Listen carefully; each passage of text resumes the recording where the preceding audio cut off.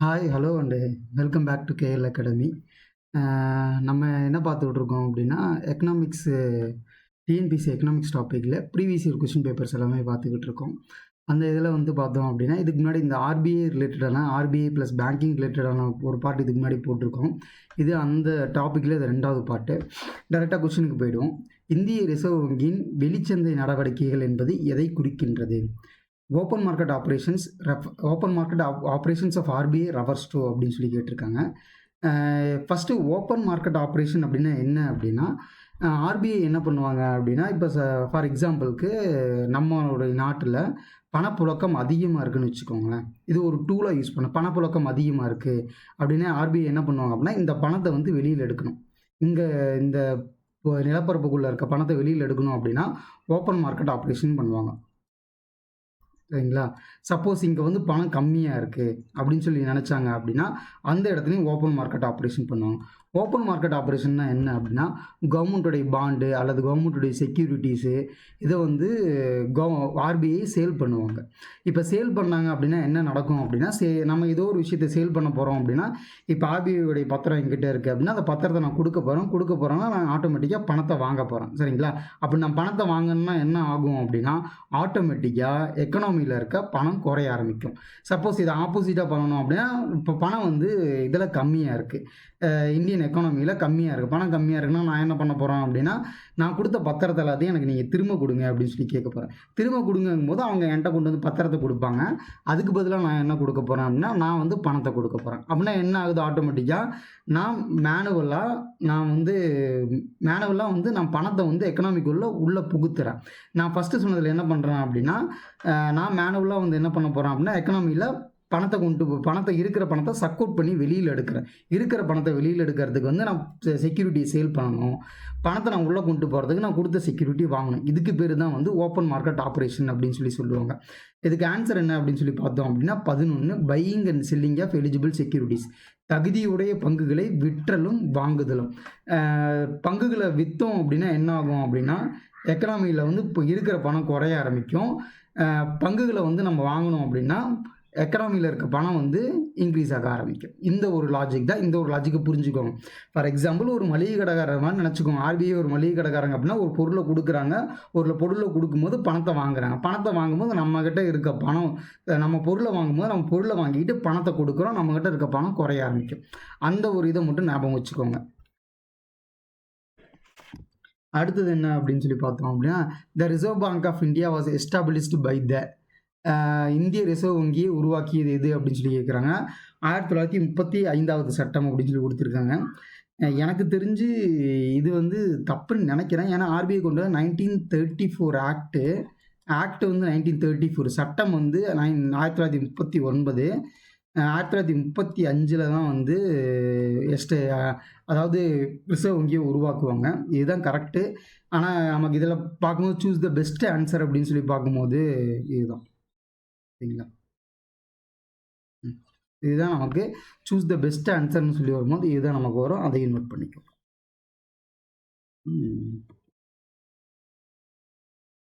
இந்திய ரூபாய் நோட்டை வெளியிடுபவர் யார்? Who can issue 1 rupee note of India? அதாவது இந்த 1 ரூபி நோட்டை மட்டும் யார் இஷ்யூ பண்ணுவாங்க அப்படின்னா, நிதி அமைச்சகம் தான் இஷ்யூ பண்ணுவாங்க. நம்ம ஆர்பிஐயோடைய ஃபங்க்ஷன் பார்த்துருவோம். ஆர்பிஐயோடைய செயல்பாடுகளில் என்ன பார்த்துருப்போம் அப்படின்னா, நான் உங்கள்கிட்ட முன்னாடியே சொன்ன மாதிரி பணத்தை மேனேஜ் பண்ணுறது, பணப்புழக்கத்தை மேனேஜ் பண்ணுறது, ப்ளஸ் வந்து பணத்தை யாரெல்லாம் கண்ட்ரோல் பண்ணுவாங்க, பேங்க்கு கண்ட்ரோல் பண்ணுவோம். அந்த பேங்க்கை மேனேஜ் பண்ணுறது, ப்ளஸ் வந்து கவர்மெண்ட்டுக்கு பேங்க்காக இருக்குது. இதுதான் ஆர்பிஐயோடைய ஃபங்க்ஷன். இதில் ஒரே ஒரு எக்ஸப்ஷன் கேஸ் என்ன இருக்குது அப்படின்னா, இந்த 1 ரூபி நோட்டை மட்டும் யார் கொடுக்குறாங்க அப்படின்னா, மினிஸ்ட்ரி ஆஃப் ஃபைனான்ஸ் கொடுக்குறாங்க, நிதி அமைச்சகம் கொடுக்குறாங்க. நிதி அமைச்சகம் வேறு, ரிசர்வ் பேங்க் ஆஃப் இந்தியா வேறு. ரிசர்வ் பேங்க் ஆஃப் இந்தியா அப்படிங்கிறது ஒரு கான்ஸ்டியூஷனல் என்டிட்டி. அதாவது நம்மளுடைய இந்திய அரசியலமைப்பு சட்டத்தின் சாசனத்தின் வழியாக உருவாக்குனது வந்து ஆர்பிஐ. நிதி அமைச்சகம் அப்படிங்கிறது வந்து இவங்க வந்து ஒரு எக்ஸிக்யூட்டிவ் அப்படின்னா, இவங்க வந்து கவர்மெண்ட் வேறு, கான்ஸ்டியூஷன் பாடி வேறு. கான்ஸ்டியூஷன் பாடி அப்படின்னா என்னென்னலாம் கான்ஸ்டியூஷன் பாடியாக வரும் அப்படின்னா, ஆர்பிஐ கான்ஸ்டியூஷன் பாடியில் வரும், election commission of India constitution பாடியில் வரும், தென் வந்து இந்த மாதிரி நிறைய விஷயங்கள் வந்து நமக்கு பார்ட்டியில் தனியாக மென்ஷன் பண்ணியிருப்பாங்க. இது எல்லாமே கான்ஸ்டியூஷன் பாடிஸில் வரும். அதுவும் நோட் பண்ணி வச்சுக்கோங்க. 13. இன்னொரு விஷயம், ஸ்டாட்டிக்கான இன்னொரு விஷயம் சொல்லணும் அப்படின்னா, 1947க்கு முன்னாடி வரைக்கும், 1947க்கு அப்புறம் தான் வந்து நம்ம வந்து காந்தியோடைய ஃபோட்டோ வந்து நம்மளோட ரூபாய் நோட்டில் இருக்குது. அதுக்கு முன்னாடி நம்மளோட ரூபாய் நோட்டில் யாரோட இது இருந்தது அப்படின்னா, அரசர் ஜார்ஜோடைய புகைப்படம் தான் இருந்தது. சரிங்களா? அதையும் நோட் பண்ணிக்கோங்க. அரசர் ஜார்ஜ் 6 சரிங்களா? அவரோட இதுதான் இருந்தது. பணவீக்கத்தை கட்டுப்படுத்த மைய வங்கி ரொக்க இருப்பு விகிதத்தை to check inflation central bank days the cash reserve ratio அப்படின்னு சொல்லி கொடுத்துருக்காங்க. நான் முன்னாடி சொன்ன அதே லாஜிக் தான். இதுதான் இந்தியன் எக்கானமி அப்படின்னு சொல்லி வச்சுக்கோங்க. சரிங்களா? இங்கே வந்து நிறைய பணம் இருக்குது. அப்படின்னா இந்த பணத்தை என்ன பண்ணணும் அப்படின்னா, இந்த பணத்தை நிறைய இருக்கிற பணத்தை வெளியில் எடுக்கணும். இப்போ வெளியில் எடுக்கணும் அப்படின்னா ஆர்பிஐ ஆட்டோமேட்டிக்காக என்ன பண்ணணும், அதாவது இன்ஃப்ளேஷன் அப்படின்னா பணம் அதிகமாக இருக்குது அப்படின்னு அர்த்தம். அதாவது பணவீக்கம். சரிங்களா? பணம் அதிகமாக இருக்குது. இப்போ பணம் அதிகமாக இருக்குது அப்படின்னா ஆர்பிஐ என்ன பண்ணணும் அப்படின்னு சொல்லி கேட்குறாங்க. பணம் அதிகமாக இருக்குது அப்படின்னா ஆர்பிஐ குறைக்கணும் அப்படின்னா என்ன பண்ணணும், அது சிஆர்ஆரோ அல்லது வந்து பேங்க் ரேட்டோ அல்லது ரெப்போ ரேட்டோ அல்லது ரிவர்ஸ் ரெப்போ ரேட்டோ, இதெல்லாம் பேங்க் என்ன பண்ணணும் அப்படின்னா இதை வந்து இன்க்ரீஸ் பண்ணணும். இன்க்ரீஸ் பண்ணால் என்ன ஆகும், ஆட்டோமேட்டிக்காக இன்க்ரீஸ் பண்ணால் இங்கே இருக்க பணம் ஆட்டோமேட்டிக்காக இங்கேருந்து வெளியில் போக ஆரம்பிக்கும். இதை தான் பண்ணணும். சரிங்களா? அதுதான் ஆன்சர். இன்னும் சிம்பிளாக தெரிஞ்சு வச்சுக்கணும் அப்படின்னா, ஆர்பிஐ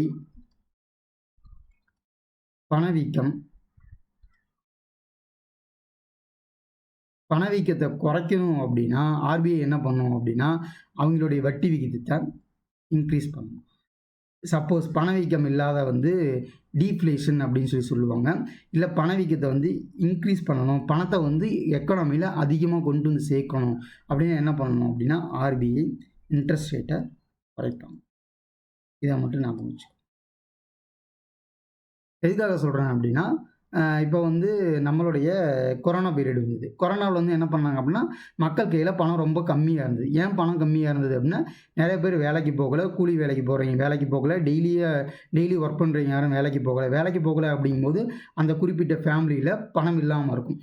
பணம் இல்லை அப்படிங்கிறதுனால மொத்தமாக எக்கனாமிலே பணம் கம்மியாக இருக்குது. பணம் கம்மியாக இருக்குது அப்படிங்கிறதுனால என்ன பண்ணாங்க அப்படின்னா கவர்மெண்ட்டு ஆர்டிஃபிஷியலாக பணத்தை கொண்டு வந்து மக்களுடைய கையில் கொடுத்தாங்க. ஏதாவது ஒரு வழியில் கொடுக்கணுமே அப்படின்னு சொல்லி கொடுத்தாங்க. அப்படி கொடுக்கணும். அப்படி இல்லை அப்படின்னா குறைவான வட்டிக்கு பணத்தை கடன் கொடுக்கணும். அதை தான் ஆர்பிஐ பண்ணாங்க. சரிங்களா? இதை மட்டும் நோட் பண்ணி வச்சுக்கோங்க.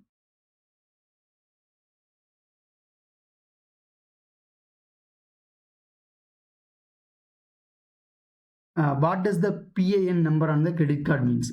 கடன் அட்டையில் பிஏஎன் எண் என்பது என்ன அப்படின்னு சொல்லி கொடுத்துருக்காங்க. இதுக்கான ஆன்சர் என்ன அப்படின்னா பர்சனல் ஐடென்டிஃபிகேஷன் நம்பர். சரிங்களா? நான் முன்னாடியே உங்கள்கிட்ட சொல்லியிருக்கேன், அதாவது ஒரு அப்ரிவேஷன் அப்படின்னா முடிஞ்ச வரைக்கும் அதை வந்து நீங்கள் வந்து இங்கிலீஷில் இது பண்ண ட்ரை பண்ணுங்கள். ஃபார் எக்ஸாம்பிள் இந்த கிரெடிட் கார்டில் இருக்க பிஏஎன் நம்பர்னால் என்ன அப்படின்னா உங்களுக்கு இன்னும் ஈஸியாக புரிகிற மாதிரி சொல்லணும் அப்படின்னா நம்மளோட நார்மலாக வந்து கார்டெல்லாம் யூஸ் பண்ண பார்த்துருக்கீங்களா, டெபிட் கார்டு, கிரெடிட் கார்டு, இந்த கார்டில் வந்து நம்ம யூஸ் பண்ணுறதுக்கு ஒரு பாஸ்வேர்டு வச்சுருப்போம்ல, அதுதான் அந்த பின் நம்பர் அப்படின்னு சொல்லி சொல்கிறாங்க. இன்னொரு இது கொஷின்ஸ் கேட்பாங்க. என்ன கொஷின் கேட்பாங்க அப்படின்னா எல்லாருடைய கார்டுக்கு பின்னாடியுமே ஒரு நம்பர் இருக்கும். இந்த நம்பர் வந்து சிவிவி நம்பர் அப்படின்னு சொல்லி சொல்லுவாங்க. நம்மளுடைய கார்டுக்கு பின்னாடி ஒரு நம்பர் கொடுத்துருப்பாங்க. சரிங்களா? இந்த நம்பரை வந்து சிவிவி நம்பர்னு சொல்லி சொல்லுவாங்க. யாருக்காவது அப்ரிவேஷன் தெரிஞ்சுது அப்படின்னா சிவிவிங்கிறதுக்கான அப்ரிவேஷன் என்ன அப்படின்னு சொல்லி யாராவது ஒருத்தர் கீழே கமெண்ட்டில் சொல்லுங்கள்.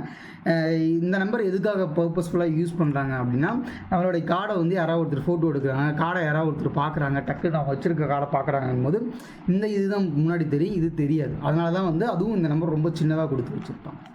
நம்ம ஆன்லைன் ட்ரான்சாக்ஷன் பண்ணும்போது இதப்போல்லாம் இந்த நம்பரை நம்ம யூஸ் பண்ணுவோம். The bank of England was established in the year அப்படின்னு சொல்லி கொடுத்துருக்காங்க.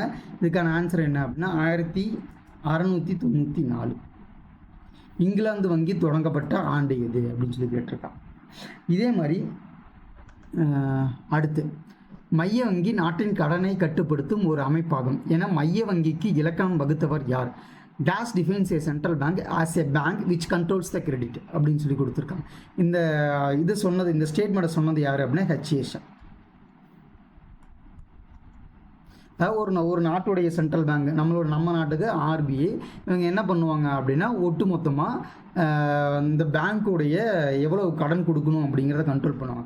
அதை எப்படி கண்ட்ரோல் பண்ணுவாங்க அப்படின்னா வழக்கம் போல் நான் சொன்ன மாதிரி repo rate, reverse repo rate இதை வச்சு தான் கண்ட்ரோல் பண்ணுவாங்க, வேறு ஒன்றும் இல்லை. அதாவது ரெப்போ ரேட்டை பேங்க் இன்க்ரீஸ் பண்ணுறாங்க அப்படின்னா ஆட்டோமேட்டிக்காக பேங்க் என்ன பண்ணுவாங்க அப்படின்னா அவங்களுடைய இன்ட்ரெஸ்ட் ரேட்டை இன்க்ரீஸ் பண்ணிடுவாங்க. Suppose reverse repo rate repo rate increase ஆகுது அப்படின்னா ஆட்டோமேட்டிக்காக பேங்க் இன்க்ரீஸ் பண்ணுவாங்க. சப்போஸ் ரெப்போ ரேட்டை குறைக்கிறாங்க அப்படிங்கும்போது பேங்க்கும் குறைக்க ஆரம்பிப்பாங்க. இதே எக்ஸாம்பிள் தான் கொரோனா வச்சுன்னு சொல்லியிருந்தோம். ஆர்பிஐயின் 2016 அறிக்கையின்படி இந்தியாவில் பணக்கார மாநிலமாக இருப்பது எது? According to the 2016 RBI report, which state has the richest state in India? இந்த ஆப்ஷனில் எது ரிச்சஸ்ட் ஸ்டேட் இன் இந்தியா அப்படின்னா மகாராஷ்டிரா. சப்போஸ் நிறைய பேர் என்ன பண்ணுவாங்கன்னா நம்ம டிஎன்பிசி எக்ஸாம் எழுதுகிறோம், ஸோ டிஎன்பிசி எக்ஸாம் எழுதுறதுனால தமிழ்நாடு இருந்தாலும் ஆன்சர் கேட்டிருப்பாங்க அப்படின்னு சொல்லி டிக் பண்ணுறதுக்கான இதுவும் இருக்குது. இன்னொன்று பேசிக்காக ஜென்ரலாக வந்து சவுத் சைடு தான் நிறைய வளர்ந்துக்கிட்டு இருக்குது, நார்த் வளரலை அப்படிங்கிற மாதிரி ஒரு உண்மையான ஒரு ஸ்டேட்மெண்ட் இருக்குது. அது உண்மை தான். ஆனால் என்ன அப்படின்னா மகாராஷ்டிராவும் சவுத் இந்தியாவில் தான் வரும், அதை ஒன்று தெரிஞ்சுக்கோங்க. இன்னொன்று மகாராஷ்டிரா ஏன் பெருசாக வளருது அப்படின்னா மகாராஷ்டிரா வந்து பார்த்தோம்னா இந்த பார்டரில் இருக்கும், மேப்பில் பார்த்தீங்க அப்படின்னா இந்த பார்டரில் இருக்கும். இங்கே தான் ட்ரேட் அதிகமாக நடக்கும். ட்ரேட் அப்படின்னா எக்ஸ்போர்ட்டு, இம்போர்ட்டு, நிறைய இண்டஸ்ட்ரீஸு, இப்போ ஜென்ரலாகவே பெரிய பெரிய ஐடி கம்பெனிஸு எதையுமே எந்த ஒரு இடத்துல செட் பண்ணும்போது எங்கே செட் பண்ணுவாங்க அப்படின்னா மும்பையில் தான் செட் பண்ணுவாங்க. அதே மாதிரி வர்த்தக மையம் மும்பை வந்து என்ன சொல்லுவாங்க அப்படின்னா மான்செஸ்டர் அப்படின்னு சொல்லுவாங்க, வர்த்தக மையம் அப்படின்னு சொல்லுவாங்க. நம்மளுடைய இது இருக்குல்ல இது சொல்கிறது நிஃப்டி, சென்செக்ஸு ப்ளஸ் வந்து நம்மளுடைய வர்த்தக மையம் எல்லாமே வந்து எங்கே இருக்குது அப்படின்னா மும்பையில் தான் இருக்குது. எல்லா பெரிய பெரிய டிரான்சாக்ஷனுமே அங்கே தான் நடக்கும். அதுக்கப்புறம் பெருசாக இம்போர்ட் பண்ணுற ஸ்டேட் அப்படின்னு சொல்லி வந்தோம் அப்படின்னா இங்கே இருக்க குஜராத்தை சொல்லலாம். இங்கே எல்லாமே பார்த்தீங்க அப்படின்னா கடலோரமாக இருக்கும். எங்களோட இம்போர்ட் எக்ஸ்போர்ட் எல்லாத்தையும் ரொம்ப ஈஸியாக பண்ணிக்க முடியும். அதே மாதிரி இன்னொரு விஷயம் சொல்லுவாங்க, யார் வந்து மகாராஷ்டிரா பாலிட்டிக்ஸை வந்து ரொம்ப கரெக்டாக ஹேண்டில் பண்ணுறாங்களோ அந்த கண்ட்ரி வந்து இந்தியாவை ஆள்றதுக்கான ஒரு பெரிய தகுதி இருக்குது. இந்தியாவை ஆள்றதுக்கான தகுதி அப்படிங்கிறத தாண்டி அவங்களுக்கான பணப்புழக்கம் கிடைக்கும். ஸோ யார் பணத்தை மேனேஜ் பண்ணுறாங்களோ அவங்க நாட்டுடைய பாலிட்டிக்ஸையும் ஹேண்டில் பண்ணலாம் அப்படிங்கிற மாதிரி சொல்லுவாங்க. Mudra is an acronym of, முத்ராவின் விரிவாக்கம் என்னது அப்படின்னு சொல்லி கேட்டிருக்காங்க. முத்ராக்கான விரிவாக்கம் என்ன அப்படின்னா micro units development and refinance agency. சரிங்களா? M for micro, U for unit, D for development and R for refinance agency. அதாவது முத்ரா லோன் கொடுக்குறாங்க அப்படின்னு சொல்லுவாங்க. முத்ரா அப்படின்னா என்ன அப்படின்னா இதிலேயே கொடுத்துருக்காங்க மைக்ரோ யூனிட்ஸ் டெவலப்மெண்ட் அப்படின்னு சொல்லி கொடுத்துருக்காங்க. மைக்ரோ அப்படின்னா ரொம்ப சின்னது, ஒரு சின்ன ஒரு தொழில் தொடங்குறதுக்கோ அல்லது ஒரு சின்னதாக ஒரு பிஸ்னஸ் ஸ்டார்ட் பண்ணுறதுக்கோ அல்லது ஆல்ரெடி இருக்க ஒருத்தர் ரீஃபைனான்ஸ் அப்படின்னு சொல்லி கொடுக்குறாரு. ஃபைனான்ஸ்னால் நம்ம ஒருத்தருக்கு கடன் கொடுக்குறது. ரீஃபைனான்ஸ் அப்படின்னா ஆல்ரெடி லோன் வாங்கியிருக்கவங்களுக்கோ அல்லது வந்து ஆல்ரெடி ஒரு சின்னதாக ஒரு கடை வச்சுக்கிட்டு இருக்கவங்களுக்கு திரும்பவும் அவங்களுக்கு அந்த கடையை விரிவாக்கம் பண்ணுறதுக்கான லோன் கொடுக்கறது. அதுக்கு பேர் தான் முத்ரா லோன் அப்படின்னு சொல்லுவாங்க. அதுக்கான அப்ரிவேஷனையும் பார்த்து வச்சுக்கோங்க. இந்த முத்ரா ரிலேட்டடான வேறு என்ன விஷயங்கள் நீங்கள் தெரிஞ்சுக்கணும் அப்படின்னா முத்ரா லோன் வந்து எப்போ கொடுக்க ஆரம்பித்தாங்க அப்படின்னா எப்போ இந்த ஸ்கீம் அனௌன்ஸ் பண்ணாங்கன்னா 8 April 2015.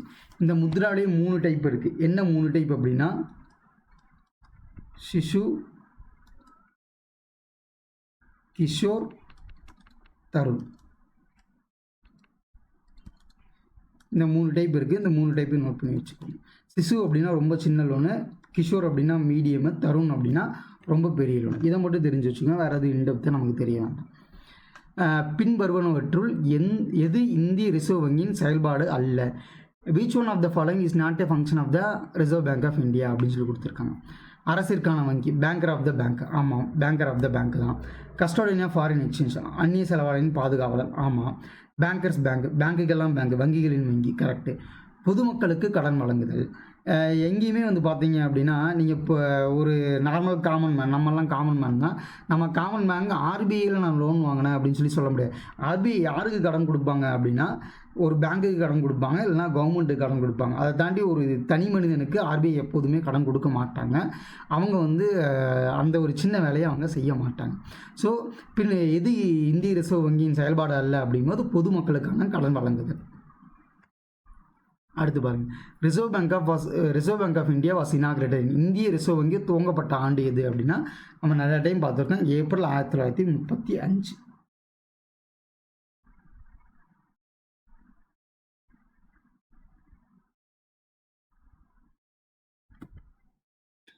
Reserve bank of India, அதாவது ஆர்பிஐ கவர்னராக 2017 யார் இருந்தாங்க அப்படின்னா உர்ஜித் பட்டேல் இருந்தார். ஆக்சுவலாக வந்து உர்ஜித் பட்டேல் வந்து அவருடைய டேர்ம் முடியாததுக்கு முன்னாடி, அவருடைய பதவி காலம் முடியாததுக்கு முன்னாடி அவரே ரிசைன் பண்ணிட்டு போயிட்டார். அவர் ரிசைன் பண்ணிட்டு போனதுக்கப்புறம் தான் வந்து சக்திகாந்த தாஸ் வந்தார். சக்திகாந்த் தாஸ் வந்தார். இப்போ வரைக்கும் சக்திகாந்த் தாஸ் தான் இருக்கார். அதாவது கவர்மெண்ட்டுக்கும் ஆர்பிஐ கவர்னருக்கும் உடன்பாடு சரியில்லை, அவங்க 2 பேருக்குமான போக்கு சரியில்லை அப்படின்னு தான் உர்ஜித் பட்டேல் அவரே வந்து நான் ரிசைன் பண்ணுறேன் அப்படின்னு சொல்லி ரிசைன் பண்ணிட்டார். அதே மாதிரி யார் வந்து டிமானிட்டைசேஷன் நடக்கும்போது யார் ஆர்பிஐ கவர்னராக இருந்தாங்க அப்படின்னா உர்ஜித் பட்டேல் தான் இருந்தார். அதுக்கு முன்னாடி யார் இருந்தாங்க அப்படின்னா ரகுராம் ராஜன் இருந்தார். இதெல்லாத்தையும் நோட் பண்ணி வச்சுக்கோங்க. அதே மாதிரி நம்ம தமிழ்நாடுடைய முக்கியமான இந்த பொருளாதார நிபுணர்களுடைய கமிட்டி இருக்குது. அந்த கமிட்டியில் யார் மெம்பராக இருக்காங்க அப்படின்னா ரகுராம் ராஜன் அவர்கள் மெம்பராக இருக்கார். Who is the governor of the reserve bank of India 2020? இந்திய ரிசர்வ் வங்கியின் ஆளுநர் யார் அப்படின்னா சக்திகாந்த் தாஸ்.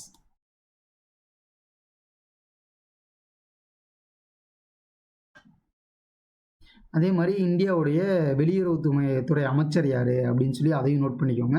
இதை ரெண்டையும் நான் ஏன் சொல்கிறேன் அப்படின்னா இவரும் வந்து ஒரு சிவில் சர்வெண்ட்டு, அவரும் வந்து ஒரு சிவில் சர்வெண்ட்டு, அதனால் அதையும் நோட் பண்ணி வச்சுக்கோங்க. இந்திய ரிசர்வ் வங்கி தேசிய மயமாக்கப்பட்ட ஆண்டு இது. RBI was nationalised in the year. RBI எப்போ நேஷனலைஸ் பண்ணாங்க அப்படின்னா 1949. சரிங்களா? இது ரொம்ப முக்கியம், இதை நோட் பண்ணி வச்சுக்கோங்க. ஏன்னா ஆர்பிஐ எப்போ தொடங்கப்பட்டதுன்னு சொல்லி எல்லாருக்குமே தெரிஞ்சிருக்கும். ஆனால் எப்போ இது தேசிய மயமாக்கப்பட்டது அப்படிங்கிற ஆன்சர் நிறைய பேருக்கு தெரியாது. அதை நோட் பண்ணி வச்சுக்கோங்க.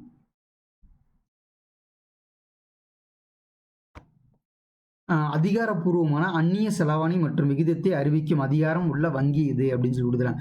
Who is the responsibility to maintain the official rate of exchange? நம்ம முன்னாடி ஒரு கொஸ்டின் பார்த்தோம், அந்த கொஸ்டினில் ஆப்ஷனாக இருந்தது, இங்கே கொஸ்டினாக கேட்டிருக்காங்க. நான் இந்த ஒரு விஷயத்துக்காக தான் நான் உங்களை எப்போவுமே என்ன சொல்லுவேன் அப்படின்னா ப்ரீவியஸ் இயர் கொஸ்டின் பேப்பரை பார்த்துட்டு போங்க அப்படின்னு சொல்லி சொல்கிறதுக்கான காரணமும் இதுதான். இதுக்கான ஆன்சர் என்ன அப்படின்னா ரிசர்வ் பேங்க் ஆஃப் இந்தியா. கீழ்வருவனவற்றுள் எக்கருவி ரிசர்வ் வங்கியின் நாணய கொள்கையின் ஒரு பகுதி அல்லாதது. Which of the following instrument is not a part of the reserve bank of India's monetary policy அப்படின்னு சொல்லி கேட்டாங்க. ஆப்ஷன் பாருங்கள், repo rate, bank rate, cash reserve ratio.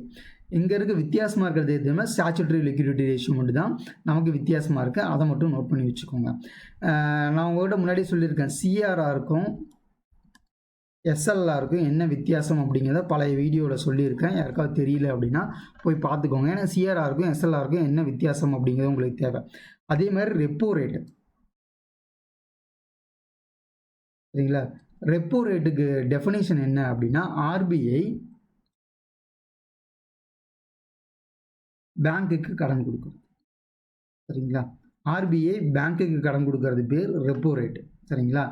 Reverse repo rate. Reverse repo ரேட்னா என்ன அப்படின்னா ஆர்பிஐ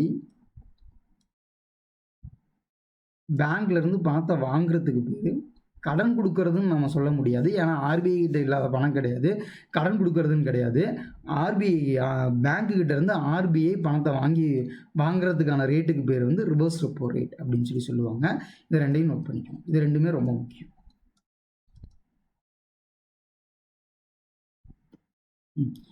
பணவீக்கத்தின் அளவை அறிய reserve வங்கி தற்போது உபயோகிக்கும் அளவுகோல் இது அப்படின்னு சொல்லி கொடுத்துருக்காங்க. இந்த கீ மெஷர் ஆஃப் இந்தியா, இது key measure of inflation adopted by the reserve bank of India currently எது அப்படின்னு சொல்லி கேட்டோம் அப்படின்னா கன்சியூமர் ப்ரைஸ் இண்டெக்ஸ். சரிங்களா? ஃபார் எக்ஸாம்பிள் இப்போ wholesale price index, retail price index. Wholesale price இண்டெக்ஸ்னால் ஹோல்சேலாக ஒரு பொருளை வாங்கும்போது அந்த பொருளுக்கான விலை என்னது இருக்குது அப்படின்னு அந்த விலைக்கு வந்து நிர்ணயம் பண்ணுறது ஹோல்சேல் ப்ரைஸ் இண்டெக்ஸ்னு சொல்லி சொல்லுவாங்க. ரீட்டைல் ப்ரைஸ் இண்டெக்ஸ் அப்படின்னா மொத்தமாக ரீட்டைல் ஷாப்பில் இப்போ ஒரு மளிகை கடை இருக்குன்னா அவங்க எங்கேருந்து வாங்குறோம் அதை வந்து ரீட்டைலாக வாங்குறது அப்படின்னு சொல்லி சொல்லுவாங்க. அதெல்லாம் எதுவுமே கிடையாது. கன்சியூமர் ப்ரைஸ் இண்டெக்ஸ்னால் நான் கடைசியாக அந்த பொருளை வாங்கும்போது, நான் கடைசியாக ஒரு சோப்பு வாங்கும்போதோ ப்ரஷ் வாங்கும்போதோ அல்லது நான் வந்து ஒரு சீப்பு வாங்கும்போது எனக்கு என்ன ரேட்டு கிடைக்குதோ அதுக்கு பேர் தான் கன்சியூமர் ப்ரைஸ் இண்டெக்ஸு. அந்த பொருளோட விலை என்ன விலையில் இருக்குதோ அதை வச்சு தான் இந்தியாவுடைய இன்ஃப்ளேஷனை அளவிடுறாங்க. சரிங்களா? இந்திய தேசிய கூட்டுறவு வங்கியை தொடங்க எந்த கமிட்டி சிபாரிசு செய்தது? Which committee has recommended the establishment of the National Cooperative Bank of India? இதுக்கு ஆன்சர் என்ன? ஏஎம் குருஷோ கமிட்டி.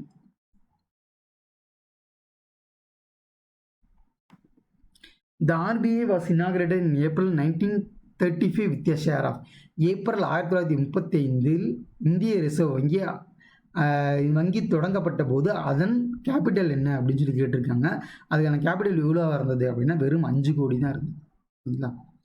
இன்றைக்கி அதோட மதிப்பு இன்றைக்கி எங்கேயோ போயிடுச்சு. இது எங்கேயோ போனதுக்கான காரணம் என்ன? சிம்பிளாக காரணம் என்ன அப்படின்னா இன்ஃப்ளேஷன். பணவீக்கம். நம்ம பிளைண்டாக நினைக்கலாம், அதாவது 5 கோடி போட்டு தான் ஆரம்பித்தாங்க, இன்றைக்கி அது இவ்வளோ பெருசு இருக்குது அப்படின்னு சொல்லி நினைக்கலாம். நீங்கள் சிம்பிளாக ஒரு விஷயத்தை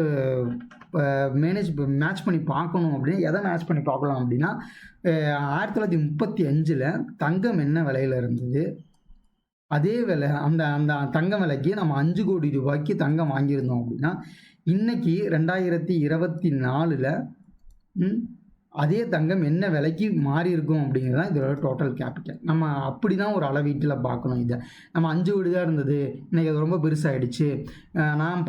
நான் ஒரு 20 வருஷத்துக்கு முன்னாடி விலை ரொம்ப கம்மியாக இருந்தது, 10 பைசா 5 பைசா ஒரு நாள் 50 பைசாலாம் இருந்தது, இன்றைக்கி அதெல்லாம் இல்லை, ₹1 வேல்யூ இருந்தது, அது இல்லை அப்படின்னா ஏன் இல்லாமல் போச்சு அப்படின்னா எப்பவுமே தங்கத்தோட விலை என்ன வேகத்தில் போகுதோ அதே வேகத்தில் தான் மற்ற நாணயத்தோட விலையும் போகும். அதை மட்டும் தெரிஞ்சு வச்சுக்கோங்க, ரொம்ப நல்லது. அடுத்து 2004 சந்தையை நிலைப்படுத்தும் இந்திய ரிசர்வ் வங்கி துவங்கியது. RBI launch the market stabilization scheme in 2004. எதுக்காக இதை கொண்டு வந்தாங்க அப்படின்னு சொல்லி பார்த்தோம் அப்படின்னா இந்தியாவில் நான் சொன்ன மாதிரி தான், அதாவது இந்தியாவில் பணப்புழக்கத்தை கரெக்டாக மேனேஜ் பண்ணேன். அதாவது இதுக்கு ஆன்சர் என்ன அப்படின்னா as an additional channel to mop up the liquidity. நீர்மைத்தன்மையினை சரி செய்வதற்கான ஒரு அதிகப்படியான ஊடகமாக இது செயல்பட்டது. சரிங்களா? இதுதான் 1968 இந்திரா காந்தி ஆட்சியின் போது எத்தனை இந்திய தனியார் வங்கிகள் தேசியமயமாக்கப்பட்டது? How many major Indian private banks have been nationalized in 1916 during the Indira Gandhi regime அப்படின்னா இதுக்கு ஆன்சர் மொத்தம் 14 பேங்கை நேஷனலைஸ் பண்ணாங்க. இது ஃபர்ஸ்ட் டைம் ஆஃப் நேஷனலைசேஷன். 2வது டைம் ஆஃப் நேஷனலைசேஷனும் இருக்குது. அது எப்போன்னு சொல்லிட்டு நான் உங்கள்கிட்ட சொல்லியிருக்கேன். அதையும் நீங்கள் தெரிஞ்சு தான் ஞாபகப்படுத்தி பார்த்துக்கோங்க, இல்லை அப்படின்னா பின்னாடி போய்ட்டு வீடியோவில் பார்த்துக்கோங்க.